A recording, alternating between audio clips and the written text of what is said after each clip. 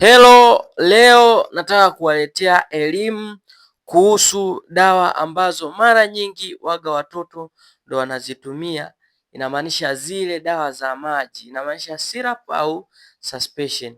Hizi syrup au suspension na maana dawa za kunywa za watoto, kuna zingine bado hazijazimuliwa zikawa za kutumia za maji. Inabidi wewe ukanunue maji au ukachemshe maji ya uvuguvugu vizuri na iliyochemshwa na kuchujwa, ili uweze kuizimua kwa kiasi ambacho umeelekezwa na mfamasia, ili mtoto aweze kutumia.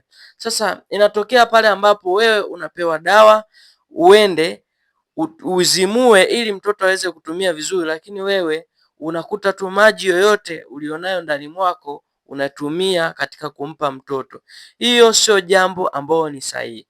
Sikiliza maelekezo ya yule aliyokupa dawa kwamba utakapofika nyumbani, chemsha maji iwe ya uvuguvugu, chuja, weka kwenye kopo ya dawa, changanya vizuri uweze kumpatia mtoto kwenye meza aliyosema.